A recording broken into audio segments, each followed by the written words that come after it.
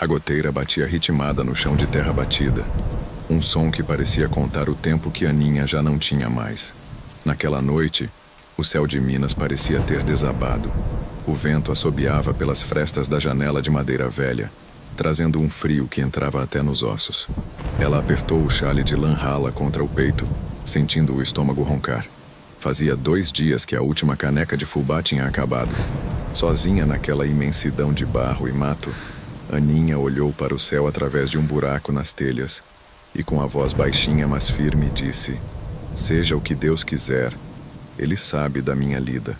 Não havia revolta no seu olhar, apenas uma canseira de quem já enterrou o marido e os sonhos, mas que ainda assim mantinha a casa limpa e o espírito arrumado. A lamparina de querosene tremelicava, ameaçando apagar, enquanto a chuva lá fora castigava o cafezal vizinho. Era uma injustiça danada uma mulher tão honesta passar por tanto aperto, mas Aninha não era de se lamentar. Ela se levantou para colocar um balde debaixo da goteira principal, quando um som diferente cortou o barulho do temporal. Não era um trovão, era um relincho. Um grito de bicho desesperado que vinha da estrada de terra lá embaixo. O coração dela, que parecia estar adormecido pela fome, deu um salto. Alguém, ou alguma coisa, estava em perigo no meio daquela escuridão sem fim. Antes de continuar, posso te pedir um favor de coração? Me ajude a bater a meta de 1000 inscritos. É só clicar no botão inscrever-se. Esse gesto simples me ajuda muito a continuar trazendo histórias como essa para você. Vamos continuar, meus queridos amigos, porque a vida de Aninha está prestes a mudar de um jeito que ela nem imagina. Se você também acredita que Deus não abandona quem trabalha com fé, acompanhe esse conto comigo. Aninha vivia numa casinha que ficava na beira de um caminho de tropeiros, um lugar onde o silêncio só era quebrado pelo canto dos pássaros ou pelo barulho da enxada batendo na terra seca. Desde que o marido se fora, levado por uma febre ruim 5 anos atrás, a vida dela tinha se tornado um exercício de paciência e muita fé. Ela acordava antes do sol, passava um café ralo que muitas vezes era sua única refeição, e partia para a roça dos outros para ganhar uns trocados que mal davam para o sal e o sabão. Suas mãos eram grossas, com calos que contavam a história de uma mulher que nunca teve medo do trabalho pesado. Mas por baixo daquela aparência de gente sofrida, havia uma dignidade que brilhava. Aninha andava sempre com o vestido de algodão remendado, mas muito bem lavado, e o cabelo preso num coque perfeito. As pessoas da vila diziam que ela era uma mulher de pouca fala, mas de palavra certeira. A gente pode perder tudo menos a vergonha na cara. Ela costumava dizer para si mesma quando a solidão pesava mais que o fardo de lenha. Naquela noite, o céu sobre o sertão não estava apenas chovendo. Ele parecia estar desabando sobre a casinha de barro da Aninha. O barulho do ping-ping das goteiras nas bacias velhas era o único som que preenchia aquele silêncio doído de quem não tem nada na barriga. Aninha, com aquele seu jeito manso e o chale de lã surrado nos ombros, olhava para o canto da parede onde o reboco já estava desistindo da vida. Ela não reclamava. Aninha nunca foi de se queixar para os homens. Ela guardava as mágoas para conversar com Deus, no pé do oratório. Mas a fome... a fome é um bicho que rói por dentro sem pedir licença. Ela tinha apenas um punhado de fubá e uma fé que não cabia naquele cômodo pequeno. Quando o relincho de um animal cortou o barulho da tempestade, ela sentiu um arrepio que não era de frio. Era o destino batendo na porta de quem já tinha perdido quase tudo. Ela saiu no temporal, a lama batendo nas canelas, e encontrou aquele homem jogado no chão como se fosse um fardo de nada. Era um homem grande, de roupas finas agora manchadas de terra e sangue. Aninha, pequena e franzina, mas com uma força que vinha de um lugar que ninguém via, arrastou aquele desconhecido para dentro. Ela não sabia que estava carregando nos braços o homem que fazia a região toda tremer de medo, o tal do Coronel Albuquerque. Para ela, naquele momento, era só um filho de Deus precisando de amparo. Aninha passou as horas seguintes em um vai e vem sem descanso. O fogão a lenha, alimentado com os últimos gravetos secos que ela tinha guardado sob a cama, soltava uma fumaça rala que tentava espantar o frio úmido.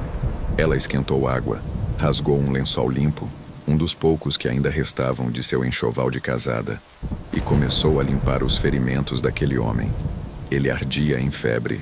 Entre um delírio e outro, ele apertava os dentes e soltava gemidos que faziam o coração da viúva apertar. Aninha não tinha remédios de farmácia, mas tinha o conhecimento das ervas e a paciência de quem sabe esperar o tempo de Deus. Ela preparou uma compressa de ervas e ajeitou a cabeça dele no único travesseiro de penas que possuía, enquanto ela mesma se sentava no chão batido, vigiando o sono agitado do estranho. A casa era tão pobre que o brilho da lamparina de querosene parecia ter vergonha de iluminar tanta escassez. Não havia móveis caros, não havia quadros, apenas a dignidade de uma mulher que mantinha tudo limpo, mesmo que estivesse caindo aos pedaços. Ela olhava para o rosto do homem e via marcas de uma dureza que não vinha só da dor física, mas de uma alma que parecia ter esquecido o que era um carinho. O relógio de parede, que já não batia as horas, parecia parado no tempo enquanto a madrugada avançava. Albuquerque, no meio do nevoeiro da febre, começou a abrir os olhos devagar. A visão estava turva, mas ele sentia um calor estranho no peito e um cheiro de mato e de café fraco. Ele ouviu um sussurro. Não era o grito de dor que ele esperava, nem as vozes interesseiras que costumava ouvir em sua fazenda. Era a voz de Aninha. Ela estava ajoelhada a poucos passos da cama improvisada, com as mãos postas e os olhos fechados. Albuquerque ficou imóvel, fingindo que ainda dormia, apenas para escutar o que aquela mulher dizia. Ela não sabia quem ele era, não sabia da sua fortuna, nem da sua fama de homem sem coração. "Meu pai do céu", dizia ela, com aquela voz que parecia um fio de seda. "Eu não sei quem é esse moço que o Senhor mandou para o meu telhado nesta noite, mas o Senhor sabe de todas as coisas. Ele está sofrendo, pai. Cura a ferida do corpo dele, mas cura também o que tiver doendo por dentro. Que eu vi no olho dele que tem uma tristeza antiga guardada. Se for por falta de alimento, eu divido o meu tiquinho com ele. Se for por falta de luz, usa a minha vida para iluminar o caminho dele um pouquinho que seja. Eu sou pobre, o Senhor sabe. Não tenho ouro nem prata para oferecer, mas tenho a minha oração e o meu trabalho. Protege ele, Senhor, e não deixa que o mal chegue perto dessa casa hoje." Albuquerque sentiu um nó na garganta que nunca tinha sentido antes. Aquele mundo de interesses onde ele vivia, onde até a noiva o tinha traído por causa de terras, ouvir alguém pedir por ele sem pedir nada em troca era como receber um golpe de misericórdia no seu orgulho. Ele viu as mãos de Aninha, mãos calejadas, com as unhas curtas de quem lida com a terra, mas tão limpas e cuidadosas. Ele viu que ela estava com frio, encolhida, mas não parava de rezar por ele. Por trás das nuvens cinzas, o barulho de cavalos e gritos de homens rompeu a paz da manhã. Eram os capatazes de Albuquerque, liderados pelo truculento Bento, que já chegavam chutando a porta da frente. "Cadê o patrão, mulher? O que você fez com ele?" gritou Bento, avançando para cima de Aninha com a mão no chicote. Aninha não recuou. Ela se levantou devagar, ajeitou o vestido de algodão e encarou o homem com uma altivez que nenhum dinheiro compra. "Nesta casa mora uma mulher de respeito, senhor. O moço que vocês procuram está descansando e precisa de silêncio", respondeu ela, com a voz firme. Os homens riram, achando que ela tinha roubado o patrão ou algo pior. Mas antes que Bento pudesse tocar em Aninha, a voz de Albuquerque ecoou, ainda fraca, mas carregada de autoridade. "Parem agora. Se algum de vocês encostar o dedo nessa mulher, vai se ver comigo." Ele se levantou com dificuldade, apoiando-se na parede. Ele olhou para a mesa de Aninha. Havia apenas uma caneca de ágata com um resto de chá e um pedaço de pão de milho seco. Ele percebeu que ela tinha dado o melhor para ele e ficado com o nada. "Bento, recolha as coisas. Vamos voltar para a fazenda", ordenou o coronel. Depois ele se virou para Aninha. O olhar dele, que antes era de gelo, tinha agora uma chama de curiosidade e respeito. "A senhora salvou a minha vida, e eu não sou homem de ficar devendo a ninguém. Sua casa está caindo, sua mesa está vazia. Eu tenho um trabalho na minha fazenda que precisa de alguém com a sua retidão. A senhora vem comigo. Não é esmola, É pagamento por um serviço que dinheiro nenhum no mundo quita totalmente. Aninha hesitou. Ela olhou para sua casinha, para suas poucas coisas, mas viu nos olhos de Albuquerque que, por trás daquela armadura de homem temido, havia um pedido de socorro que só ela tinha conseguido ouvir na oração da madrugada.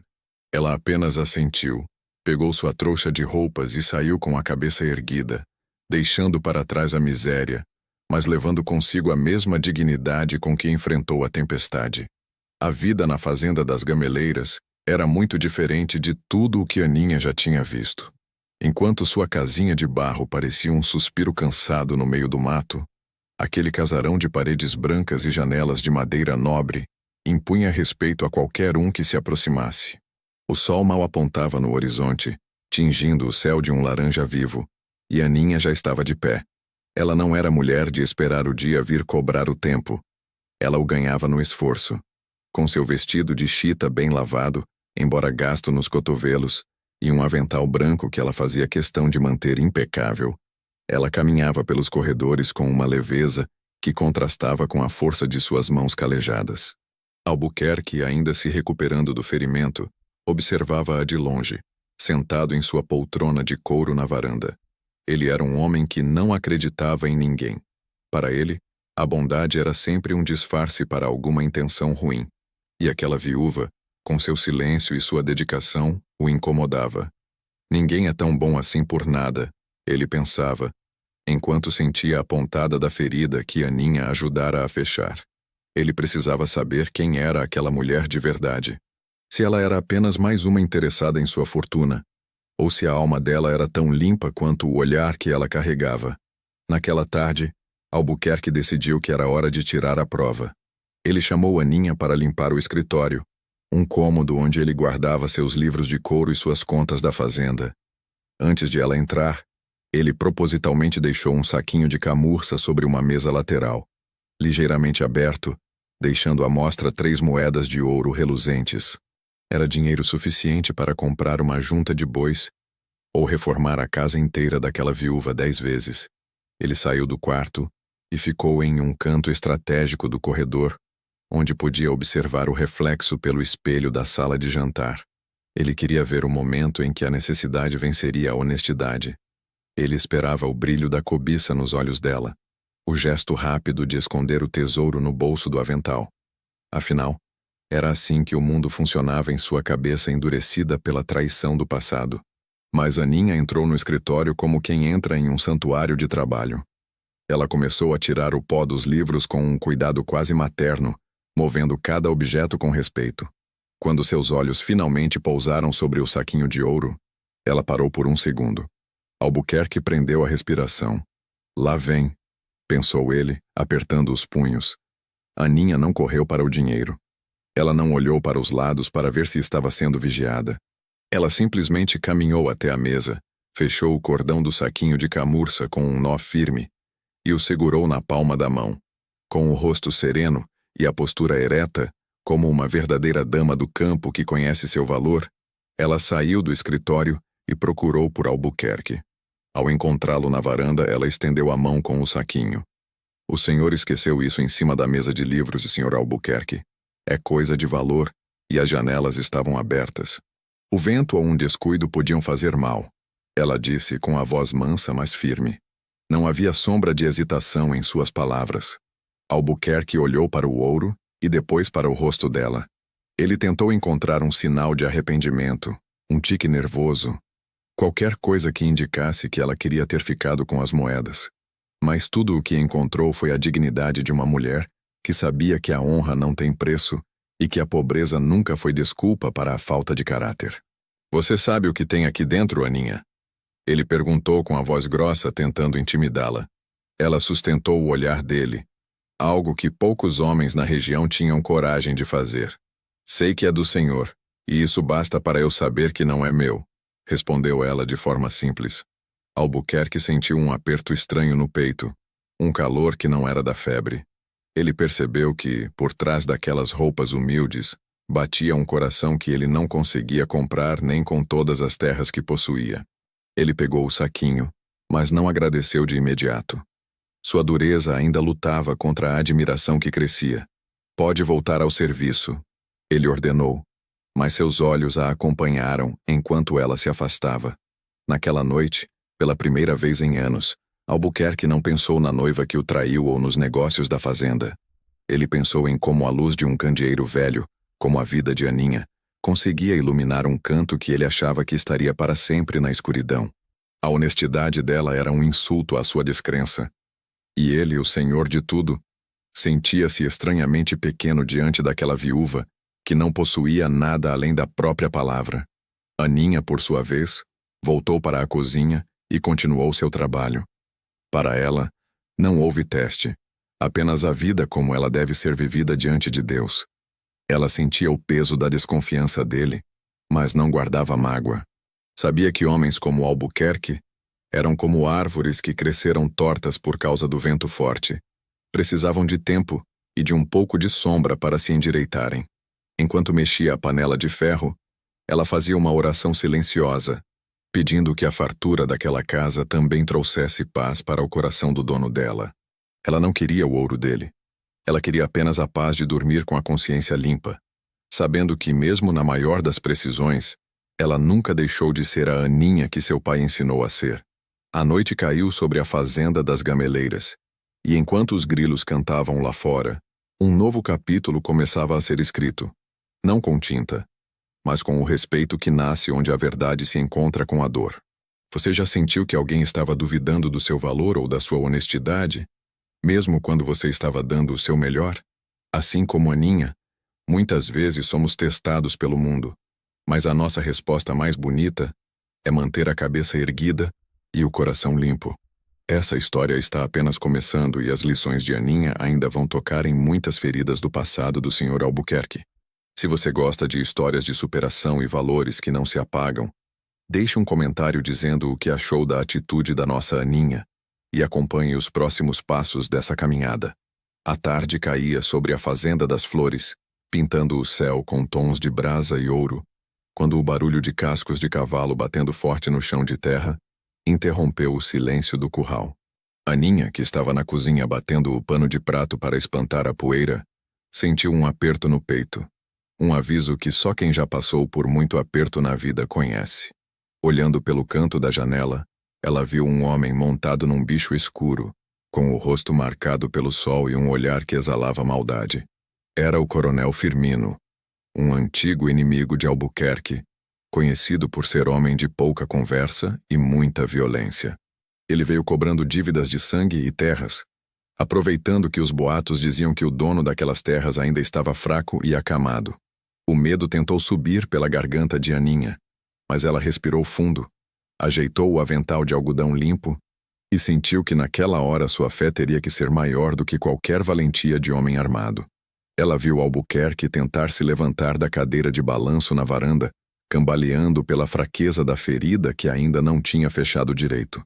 O perigo estava ali, na porta de casa, e a injustiça brilhava nos olhos do invasor que achava que a força bruta era o único juízo que existia no mundo.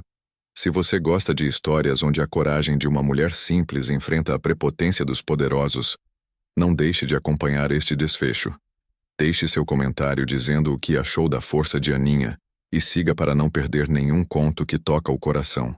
A vida na fazenda estava começando a ganhar um brilho novo. Aninha já não era mais apenas a mulher que salvou o patrão. Ela havia se tornado a alma daquela casa grande. Com seu jeito calmo, ela limpava a prataria sem luxo, mas com um brilho de honestidade que ninguém ali tinha visto antes. Albuquerque a observava de longe, tentando entender como aquela viúva, que mal tinha o que comer semanas atrás, agora caminhava com tanta dignidade por seus corredores, sem nunca pedir um centavo a mais ou olhar para o ouro que ele deixava propositalmente sobre as mesas para testar sua índole. Ele, que tinha o coração cercado por espinhos de desconfiança por causa da traição da antiga noiva, sentia que Aninha era como uma chuva mansa em terra seca. Mas a paz é coisa cara em terra de gente bruta. Albuquerque ainda sentia as dores no corpo e a alma pesada, enquanto Aninha, no silêncio da sua oração matinal, pedia a Deus que protegesse aquele homem que, por trás da carranca, escondia uma criança ferida. Ela não sabia que o destino estava prestes a colocar essa proteção à prova de um jeito que mudaria a vida de ambos para sempre. O coronel Firmino apeou do cavalo com a arrogância de quem se sente dono do mundo. "Cadê o valente do Albuquerque?" gritou ele, chutando um balde que estava no caminho. Albuquerque, tentando manter a postura de dono daquelas terras, tentou dar um passo à frente, mas a perna falhou e ele quase caiu, sendo segurado pelo pilar da varanda. Firmino deu uma risada seca, carregada de escárnio. Olha só o que sobrou do grande herdeiro, um fraco protegido por uma empregadinha de beira de estrada. O insulto atingiu Albuquerque como um soco, e ele fechou os olhos esperando o pior, pois seus capatazes estavam longe, no pasto de cima. Foi então que o silêncio se fez presente, mas não era o silêncio do medo. Aninha, com as mãos cruzadas à frente do corpo e o olhar sereno que só a consciência limpa dá, caminhou até o degrau da varanda. Ela não gritou, não usou palavras feias e nem se alterou. "O senhor desculpe a falta de educação", disse ela com uma voz firme que ecoou pelo pátio. "Mas nesta casa não se entra com esse barulho e nem com esse desrespeito. O senhor Albuquerque é um homem de bem e está sob os cuidados de Deus e de quem lhe quer bem." Firmino, surpreso com a audácia daquela mulher simples, tentou crescer para cima dela. "Saia da frente, mulherzinha. Não sabe com quem está falando?" Aninha não se mexeu 1 centímetro. Ela olhou bem dentro dos olhos dele, com uma autoridade que parecia vir de outro lugar. "Eu sei muito bem com quem falo. Falo com um homem que esqueceu que a justiça de Deus não dorme e que o respeito é a única coisa que um homem leva para a cova. Se o senhor tem assuntos a tratar, que espere o dono da casa estar de pé, com a saúde que Deus vai devolver a ele. Agora, por favor, retire-se em paz, antes que a sua própria consciência o pese mais do que essas armas que o senhor carrega." Algo na postura de Aninha, naquela dignidade de dama do campo que não se curva à riqueza nem à ameaça, fez o coronel recuar. Ele viu que não estava lidando com uma serva qualquer, mas com uma mulher de fibra que não tinha medo da morte porque confiava na vida. Resmungando algo sobre voltar outra hora, ele montou no cavalo e saiu a galope, levantando uma poeira que logo baixou. Albuquerque, que assistiu a tudo sem fôlego, sentiu uma lágrima quente escorrer pelo rosto. Ele percebeu que em todos os seus anos de riqueza, nunca teve ninguém que o defendesse por quem ele era, e não pelo que ele tinha. Ele se aproximou de Aninha, que já voltava para a cozinha para cuidar do feijão, e segurou suavemente sua mão calejada. "Por que você fez isso, Aninha? Você podia ter se machucado." Ela apenas sorriu, aquele sorriso de quem tem a paz do Espírito Santo. "O Senhor salvou minha dignidade me dando trabalho honesto, seu Albuquerque. Eu só devolvi o que era de direito. O senhor não está mais sozinho." Naquele momento, a armadura de gelo em volta do coração do fazendeiro derreteu por completo. Ele entendeu que o amor não era o que ele tinha vivido antes, cheio de interesses e palavras vazias, mas sim o cuidado silencioso e a coragem de quem não quer nada em troca. Meses depois, a Fazenda das Flores já não era mais conhecida pela dureza do seu patrão, mas pela alegria de uma casa onde a viúva Aninha agora era a senhora, cuidando de todos com a mesma fé que a salvou na tempestade. E Aninha aprendeu com essa lição que a bondade de um coração sincero é o remédio de Deus para curar qualquer mágoa, e que quem caminha com honestidade nunca está sozinho, pois o Senhor sempre prepara o banquete da vitória para os humildes.